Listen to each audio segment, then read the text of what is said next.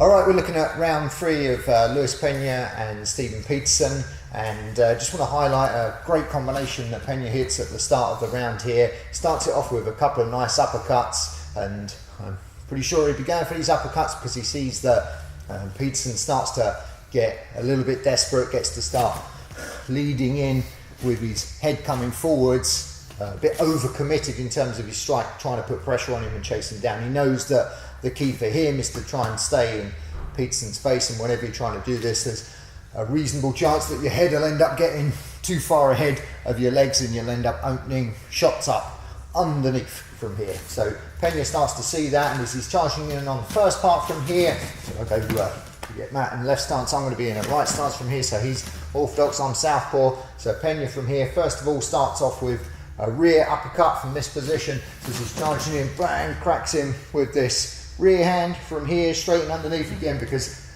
Peterson's head is a little too far forwards and he's just leaving that target out there. So as he charges in for this first part, Peña's backing up, nice rear uppercut, straight up the middle between those hands and underneath the chin. The exchange continues a little bit more, and then Peterson continues with the same kind of concept, charging in, trying to crowd him, trying to get the space on him. Leads in with a jab from here, and then there's a second uppercut comes in from Peña. So as this jab comes in, what he does is he circles off. This is one of my personal favourite little moves to hit from here. Can work really nicely when you're in the opposite stance. So as this person's coming in with this jab, they're slipping out this way anyway. It's almost a free shot, especially if the person's charging in on it, because as you're circling off and pivoting this side, that uppercut is just perfect. You can actually use the rotation and the pivot from this to generate extra power into the shot.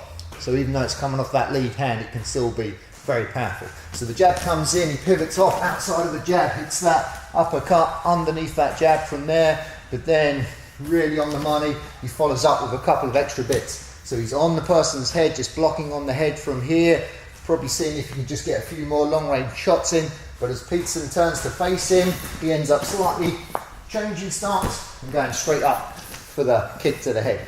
So he ends up hitting a lead uppercut, a pivot off, a little switcher stance, pushing on the face or blocking on the face, and then ending on a head kick.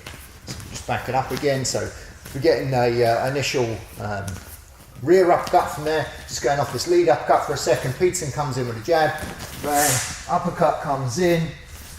Palms off on the face from here as Peterson turns to face him, straight up with the head kick from that position.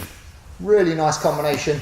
Starting off with 2 uppercuts, he sees that opening where Peterson's getting a little bit desperate, charging forwards and leaving that face open, and that pivot with that lead uppercut is great. And then just a little bit of ad hoc innovation from Peña, palming off on the face, little switcher stance, and straight up to that head kick. Great work from Peña.